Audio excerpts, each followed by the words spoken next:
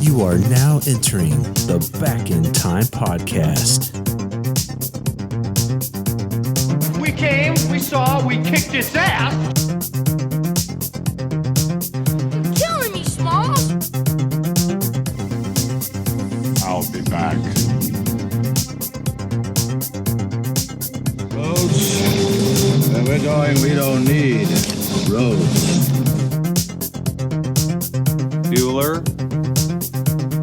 Bueller. My mom always said life was like a box of chocolates. Keep the change, you filthy animal. Here are your hosts, Kyle and JD. Welcome to the Back in Time podcast. I'm your host, Kyle Autry, joined as always by my co-host, JD. JD, how are you tonight?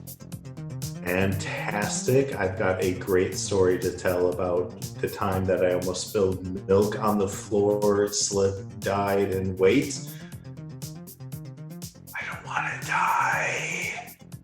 That's interesting, man. I'm excited to hear your story, but before we get into it, I want to thank you guys for hitting the download button on today's podcast. And of course, you guys can subscribe for free on Apple Podcasts, Spotify, YouTube, Google Podcasts, iHeartRadio, and Anchor FM. And pretty much anywhere you can download podcasts, we're on there now. So check us out, give us a follow, and drop a 5-star review on iTunes, because that really helps us grow and continue to find new listeners. And then remember to follow us on Twitter and Instagram at Back in Time Pod. Facebook, just search Back in Time Podcast. And of course, we are part of the SIP network, which you can follow on Twitter at Network SIP and on Instagram at SIP Network. So, yeah, man, a lot of great podcasts to check out. But JD, anything you want to expand on your story before we get into what happened last week on the show? Yeah, definitely. There was a time that I spilled a carton of milk on the ground and had an out-of-body experience of watching the white just flicker down, and then me slipping and breaking my neck and being like, okay, my ass needs to like take a step backward. And then I did. And so I feel like I'm still in a Final Destination loop where I'm waiting for my turn to slip on something liquid and break my neck. Oh, well, that's a pleasant thought. No, it's wait. not. Nope, can't say that. Well, you'll come to my funeral, right? Well, I have rights to talk there, so yeah, I'll be there. Printed. Boom. Printed. Boom. So, yeah, man, before we dive into Final Destination, let's get some feedback on our top 5 episode from last week. So we did top 5 songs of the year 2000. I had a ton of fun recording that episode, by the way. What was your feedback on our top 5 episode? Thankfully, we had a very diverse crowd. Yeah. So the feedback that I heard was very positive in that we covered and hit everything from Dynamite Hack to... You're laughing. Yeah. Because you did not. You're laughing because you did not include Dynamite Hack. But Dynamite Hack to Third Eye Blind to Eminem to NSYNC to not Sugar Cult, but Queens of the Stone Age. Man, there's just was so many varieties. Great year for music. So if you're a youngling and you're only maybe oh, I don't know the year 2000 too much, check it out. If you are in our age bracket, definitely revisit what we experienced from the year 2000. Silverchair did not make it. Good song, though. Love that. And one thing, I'll put this on our timeline for Twitter, but I did create a playlist of every song that was on our top 5 list. So we've got 25 different songs that you guys can plug in and listen to if you're on the run or you're outside for a walk. Jump on our YouTube page and pull up that playlist of top 5 songs and enjoy yourself. And then while you're at it, if you're on YouTube, check out our coronavirus closet episode with B to the 4th Power, the Angry Dad, and the Palindrome Jedi, which is up right now on YouTube in its entirety. It was really our first full video episode that we've done, and I thought it turned out pretty cool with the new intro and everything that's on there. What'd you think? It was a fantastic episode. Big thanks to Ben and Anna for joining us. And it's a very cool little unique cleaning out the closet, spring cleaning, quarantine cleaning episode of just examining compact discs that are just hanging around and doing nothing. Yeah. I don't think my car and my computer literally cannot handle compact discs. Like I have it and I can't put it into my vehicle. I can't put it into my computer. It's just a frisbee. Mm-hmm. I actually put my my case back into my car, so I've been listening to stuff little by little because I still do have a CD player, which is fun. Little early November. There were 7 different early November CDs on there. So one, they actually had a triple album. So, I mean, that's 3 right there. And it was like their EP, their acoustic, their sampler. Like, I was like, man, how much early November do I have? Apparently a lot. So, yeah. Check out early November if you don't know who they are. One of my favorite bands. And I am not great band, but embarrassed. Kyle has way too much of them. I sure do. So, man, let's get to the reason we're here, though. Final Destination. It is a 2000 American supernatural horror film directed by James Wong and a screenplay written by James Wong, Glenn Morgan, and Jeffrey Reddick. It is based on a story by Reddick and was the first installment of the Final Destination film series. It stars Devon Sawa, Ali Larter, Kerr Smith, and special appearance by Tony Todd. Sawa portrays a teenager who cheats death after having a premonition of a catastrophic plane explosion. He and several of his classmates leave the plane before the explosion occurs, but death later takes the lives of those who were meant to die on the plane. And I cannot wait to get into this. Even just the synopsis of this thing has got me excited. The film premiered March 17th, 2000 in 2,500 theaters across the U.S. and Canada, earning over $10 million opening weekend. It would last 22 weekends in theaters, which if you want to hear more about that, get into our archives, check out that teaser trailer episode that dropped a couple days ago. But the final overall gross for the movie took in over $53 million domestically and over $110 million overall worldwide. So was very successful. And then as we talked about in the teaser, JD, the movie was not very well received and the critics were not real happy with it. But the one critic that we would have thought would have probably crapped all over the movie was Roger Ebert. Loved it. So like that threw us for a loop, right?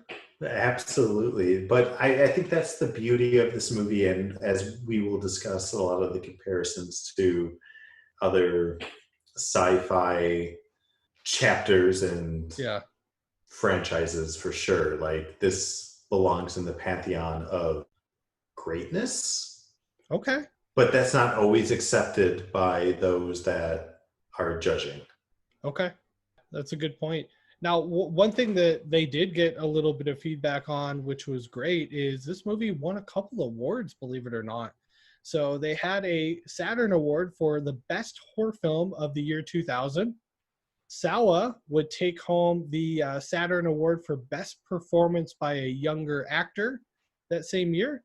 And Ali Larter won the Best Young Hollywood Award for Breakthrough Performance by a Female. How about that? A little bit of hardware for the young crew of Final Destination. Ooh-wee, what's up with that? What's up with that? Ooh-wee. I love that. I love Keenan. I'm so glad you just picked right up into it. I do that all the time, just out of random. I'll just be like, ooh wee. My wife's like, please not again. Yeah, same. And then I break out into the Bill Hader where I'm just clapping and dancing. Yes. Oh, I love it. Let's take a break. We're going to be back on the other side with our good buddy and longtime guest on the show, Phantom Dark Dave of Dave's Pop Culture Podcast on YouTube and the Podcast from Another World on your streaming devices. So we will take a break. We'll be back with the full review. Hello, everyone. This is Chris Clues, author of the book series What 80s Pop Culture Teaches Us About Today's Workplace. I wanted to let you know that my second book in the series is now available with 10 more iconic movies from the 80s and even more totally awesome business lessons we can learn from them for today's workplace. Yes, believe it or not, characters like Jess Spicoli and movies like Coming to America, Weird Science, and Caddyshack can teach us some super valuable lessons for our business, career, workplace, and lives. So throw on some parachute pants, take out that members only jacket. Honestly, if you still have both of those in your closet, we're going to need some proof. And kick back with What 80s Pop Culture Teaches Us About Today's Workplace, book number 1 and book number 2. You can find them both in paperback and Kindle on Amazon.com today.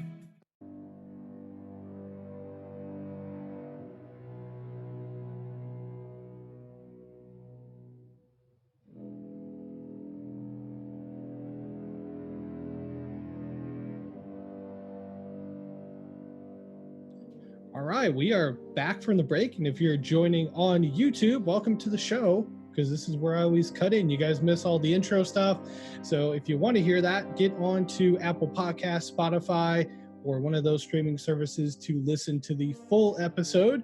But joining us tonight on the podcast is the host of a podcast from another world, formerly Dave's Pop Culture Podcast. Dave, welcome back, man. What's up, guys? How you doing, Kyle? Doing good. Excited to have you on the show again. And it's been a little while. I feel like, have we done one this year, or is this the first? I would expect you to forget that I was on your top 5 songs of 1995. No worries. No, you were great on that one. Totally remember that. Yeah, I remember I'm the guy that everybody made fun of for having a Van Halen song. Van Halen. Yeah, but everybody makes fun of Kyle for everything that he puts on a top 5 anyway, so it's excusable. And with that in mind, how you doing, JD? I'm fantastic, man. It's good to see you. That's right. It's been a while. We haven't done video in a long time, and now we're all put in this position where, hey, video is in. It's trending. Totally in. All right. Well, we're going to go ahead and jump into our Final Destination review. You guys ready? Wait, this isn't the Scream 2 review? Shit. Nope. Oh, wrong podcast, man. Oh, you're okay. Next month. Oh, geez. I've seen Final Destination. You've seen it enough. We can get this. All right. All right, here we go. So we begin with some slow shots as we get the credits here. JD, we see a shot of a book that says Final Destination, and then the pages turn pretty quickly. We don't really get a read on it, but what do you think of this little opening montage? So the first thing that I want to come out of the gate with talking about is the difference in pre-9/11 movies and post-9/11 movies.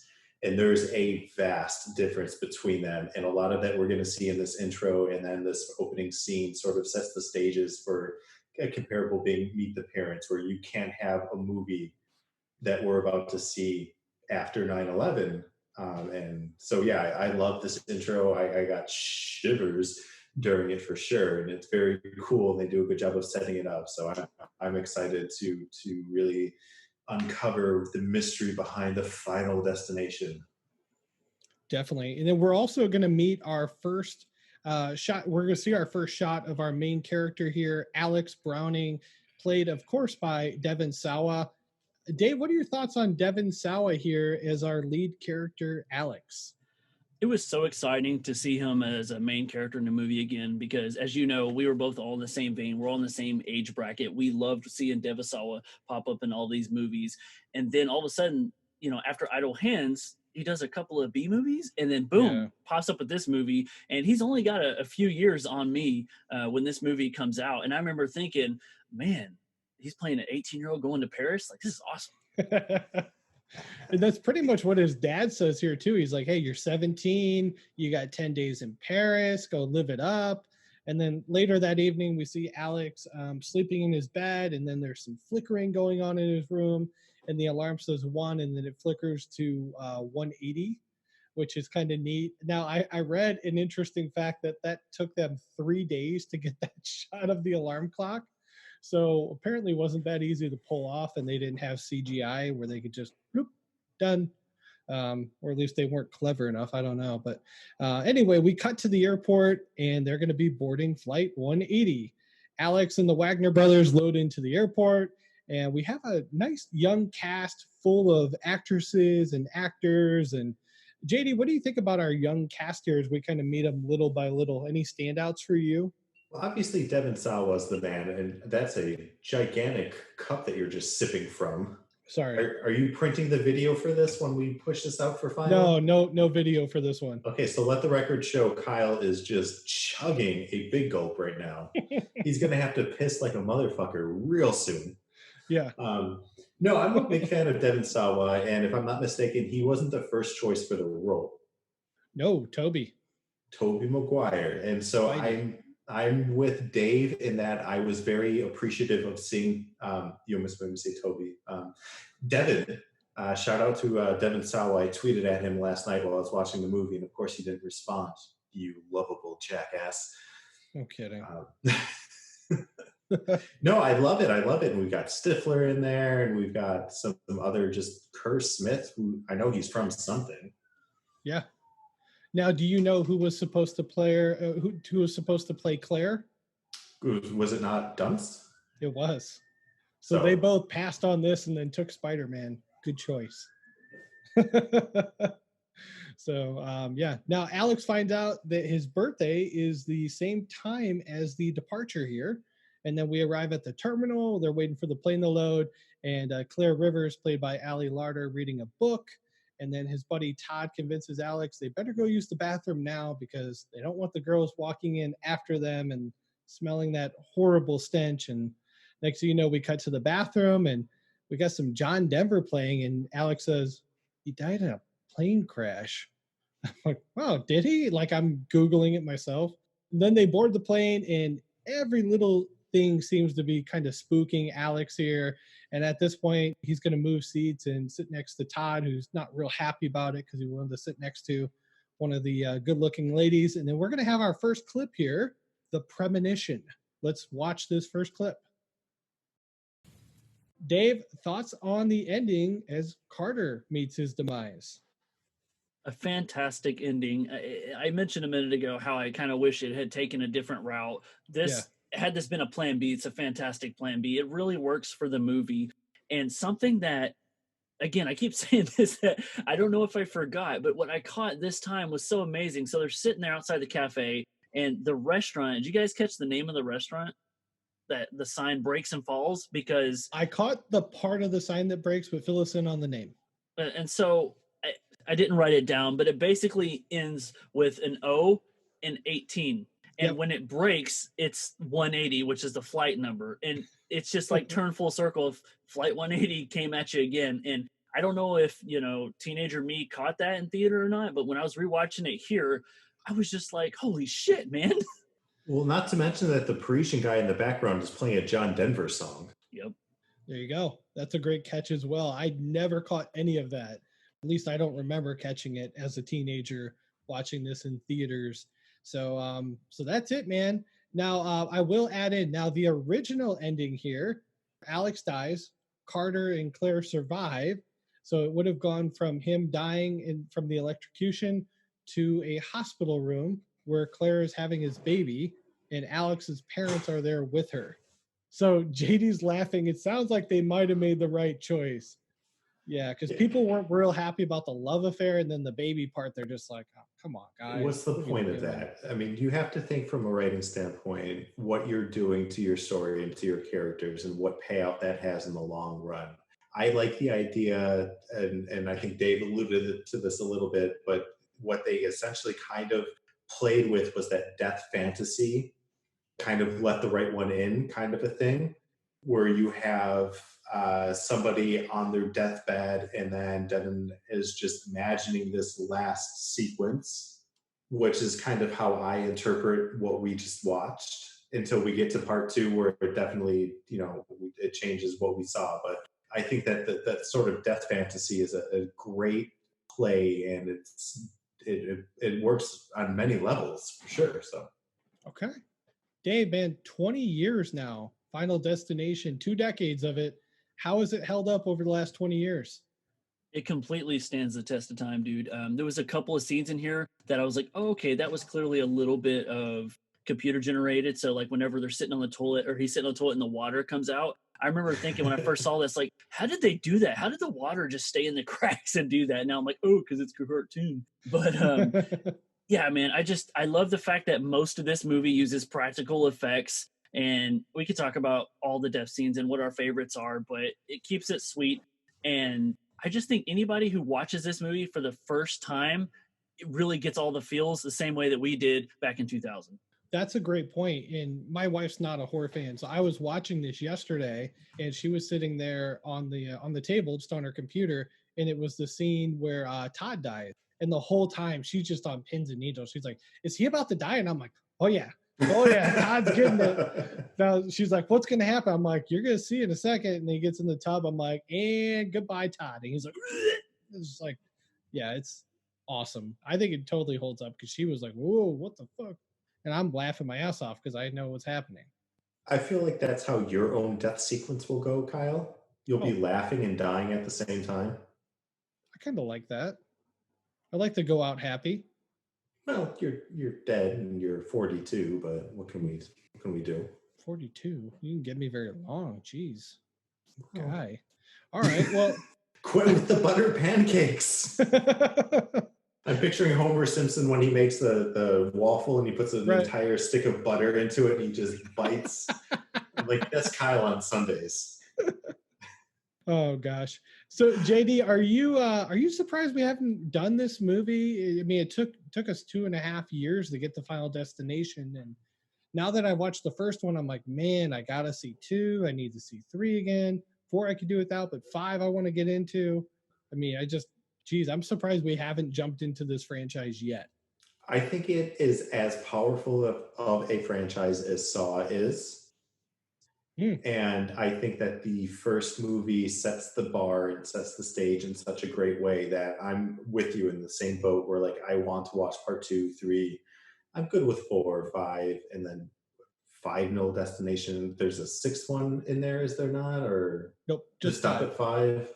Yeah, 5's the last one. With 5 No Destination. One of the questions I had actually prepared, and this kind of leads right into it.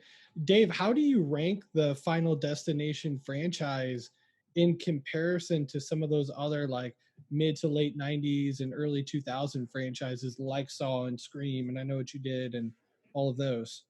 Well, I can't say I'm a huge fan of the sequels of I Know What You Did Last Summer, but I do love the Scream franchise. And ironically, Final Destination holds up with, like JD said, with Saw and Scream, because I find myself still appreciating the original of those and some of the later sequels. Yeah. Very much so. Mm-hmm. And some of the ones in between are the weakest link, in my opinion. Yeah, and I for sure agree with that. And I think that even taking it one step further, like the original Final Destination is a capstone movie in the way that Halloween is or Friday the 13th is. And that's like where you anchor the franchise and they weave in and out and they ebb and they flow between what's good and what's not. But you can always come back to mommy at the original and she can always pat you on the butt and everything's good. Okay. Love it. So I know, Dave, I don't know if you're even aware that we do this now, but let's get to some interesting facts now that we're at the end of this thing and jump into it. So the first one here is the music played throughout the film was by John Denver, a musician who died in a plane crash. So he died on October 12th, 1997, and he was killed when he crashed a Long Easy aircraft he was piloting after it ran out of fuel off the coast of Pacific Grove, California. Yeah, we heard the music throughout, Dave. Did you know the John Denver story prior to Final Destination?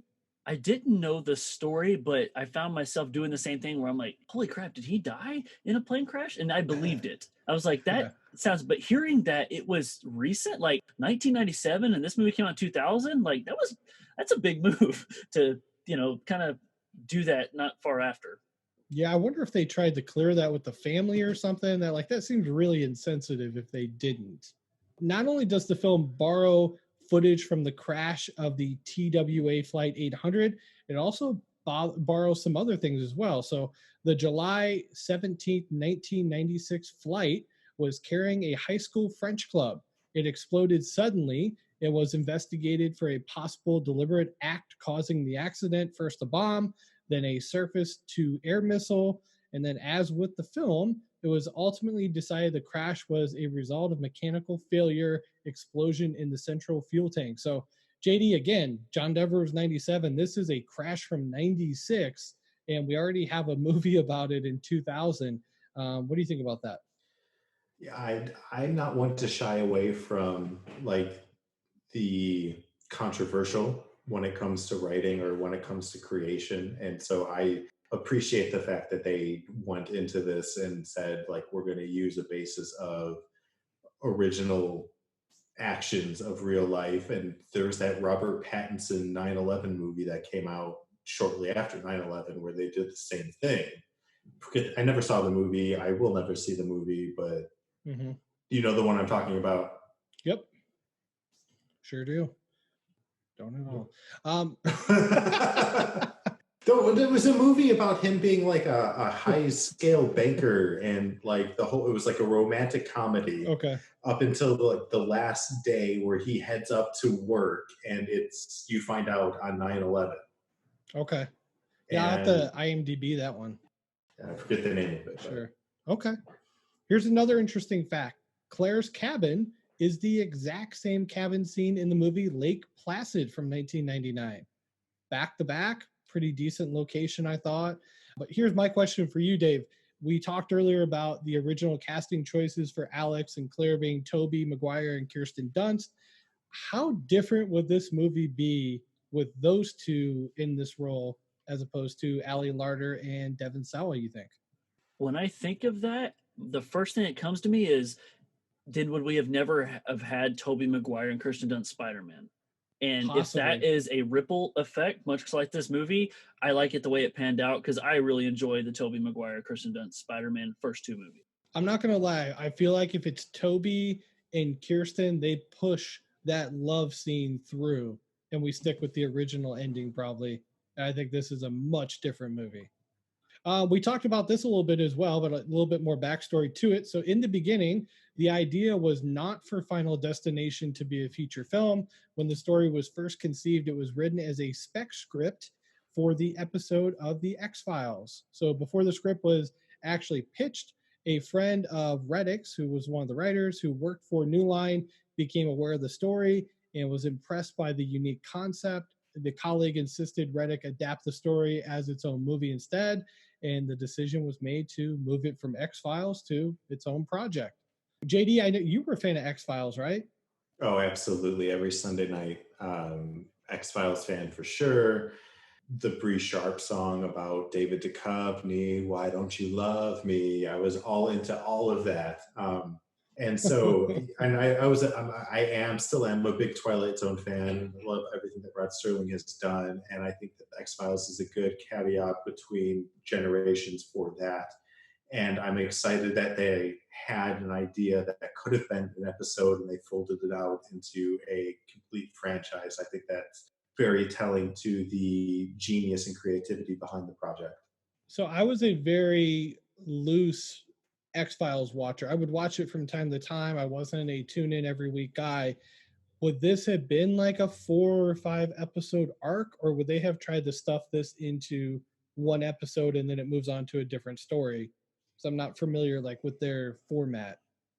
So the way that their format worked was they had their long gestating storyline, but they also mixed it in with what they called Monster of the Week episodes. Okay. So this would have been a Monster of the Week episode where you have this monster or this force, this general bad guy that sort of came in. And I'm being totally serious too, but like it was a Monster of the Week episode that would have come out that they were fighting this like nondescript force that they would definitely overcome at the end, but would not play into the overall arcing storyline, which involved the Smoking Man and Mulder's sister and you know all of those good pieces. All right, last one, and this will kind of put something to rest that we talked about a little bit earlier. why was Devon Sawa not back for Final Destination 2? So apparently in 2018, a fan on Twitter was berating Sawa, accusing him of quitting the series after one installment. And in response, Sawa tweeted that he was actually fired. And that's the reason he never came back for number 2, even though the director and the producers had said otherwise. Sawa said he was actually fired, and it was their call to cut him out of the follow-ups.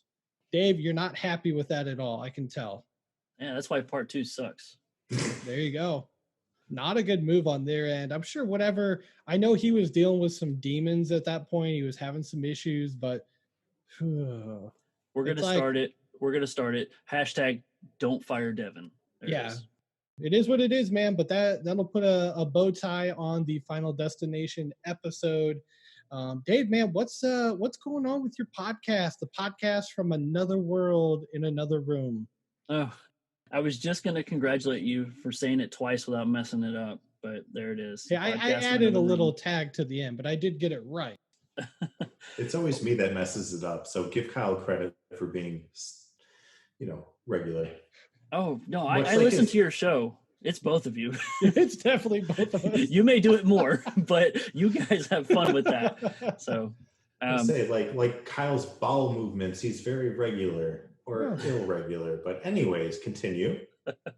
Yeah, man. So I do the podcast from another world. I've ramped it up now to 2 episodes a month. I originally thought I needed to slow things down. Apparently I just need to take a little break. Got the itch again. So I'm also doing a lot more content where originally I was going to stick to just the 20s and, through the 80s, old horror and sci-fi. And I realized, I'm just going to have fun with it and do what I want. And because of that, it's allowed me to bring all the guests from the Slightly Irregular podcast network, not Bowel Movement. And we're going to have a lot of fun doing so many different things, including an episode coming out in less than a month where Kyle's going to join me and we're going to talk about Poseidon Adventure. I freaking love that movie. I'm so glad that you watched it and then texted me while you were watching it so I could hear your just joy for that movie. Yeah, I'm really excited to come on. I can't wait to rewatch it. So we'll have to figure out our schedules and get that ready to go. But I'm ready. Yeah, and just talking to JD the few times that I have, but each time I keep hearing keywords Twilight Zone pop up, and that's my favorite show of all time. So I think nails in the coffin. JD and I are going to cover a Twilight Zone episode. Damn well better. I'm disappointed that you went to Kyle before you went to me because his bowel movements are irregular. Mm-hmm. No, I think that would be I've watched my way through that series so many times. I own it on DVD, it's a collectible item to be able to get your hands on. Man, a top 5 Twilight Zone episodes. It's tough, but well, and that brings up more conversation as to, we talked about how this was originally going to be an X-Files episode. There's so many Twilight Zone episodes that could have become big movies as well. Oh, absolutely. And if you look at some of the people that wrote some of the Twilight Zone episodes outside of Rod Serling, I mean, Richard Mathis, yeah, he had a handful of episodes, and then his stories and books turned into what I Am Legend and among many other just massive opportunities. So yeah, no, yeah, there it is, man. So yeah, podcast from another world. You're going to hear Kyle come on there. We're going to talk about the Poseidon Adventure. You're going to hear JD come on there. We're going to talk about some Twilight Zone, and everybody else from the Slightly Irregular Podcast Network will debut this year. And it's going to be anything from classic horror to sci-fi to some of the just greatest horror and sci-fi movies. So I'm real excited about it. All right. Well, follow him at Dave_Phantom on Twitter. Subscribe to the podcast wherever you get podcasts, and also YouTube account, Dave's Pop Culture Podcast. I know you're still doing that. Looking forward to seeing some more content whenever you guys, I know there's a little issue with a hard drive that we will not discuss, poor guy. So I'm sure he's hard at work and putting everything back together. But man, thanks again for coming on. This is really fun. I'm glad we had you for Final Destination. Yeah, man. Thanks for having me so much. And I'm looking forward to Scream 2 if it ever wins a poll. Oh, it's coming. October. We'll be back. So thank you guys for hitting the download button on the podcast today. Remember to subscribe over at Apple Podcasts, Spotify, Google Podcast, iHeartRadio, YouTube, anywhere you listen to podcasts. Follow us on Twitter and Instagram at Back in Time Pod, Facebook, just search Back in Time Podcast, and then follow the SIP Network at Network SIP on Twitter and at SIP Network on Instagram. I know they got mixed around. What can we do? And then you can find all those great podcasts and all the links to all the shows at sipnet.us. But that is it for today's podcast. We're going to jump into our car here. JD will punch it to the floor like he's Carter, and we'll head to the train tracks. Thanks for listening. We'll talk to you guys in a couple days. See ya. Carter, you dick. Dave does it better. Carter, you dick. So much better. Boom.